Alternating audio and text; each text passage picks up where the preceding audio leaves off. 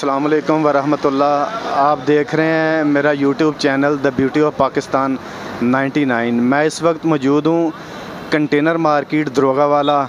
تو ایک دکان میں ہم انٹر ہو رہے ہیں، کرکٹ کے بارے میں ان سے معلومات لیتے ہیں.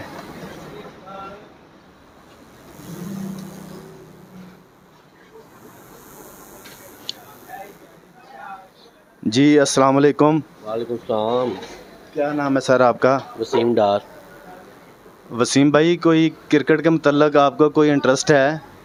تھوڑا سا شوق رکھتے ہیں، بڑے میچ دیکھتے ہیں ہم کرکٹ کے، پاکستان کی ٹیم کے، تو تھوڑا سا شوق ہے ہمیں بھی. تھوڑا سا شوق ہے.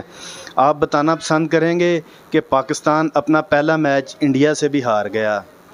دوسرا میچ کل کرکٹ میں چھوٹا بڑا تو کوئی نہیں ہوتا، زمبابوے جسے ہلکی ٹیم سمجھا جا رہا تھا اس سے بھی پاکستان کل میچ ہار گیا ہے. تو آپ کچھ کہنا چاہیں گے اس بارے میں؟ جی بالکل کہنا چاہیں گے.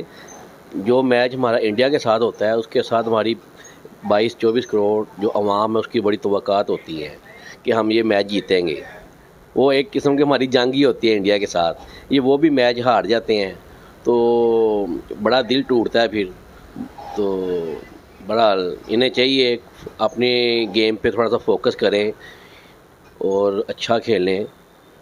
اچھا کھیلیں گے تو عوام کے دل جیتیں گے. یہ اسی طرح کھیلتے رہیں گے تو ورنہ یہ تو ہر چھوٹی ٹیم سے بھی ہارتے جائیں گے. یہ وسیم بھائی، جب میچز شروع ہوتے ہیں، میں نے ایک دو دوستوں کے انٹرویوز کیے، انہوں نے کہا کہ کاروبار پہ اس کا بہت اثرات پڑتے ہیں.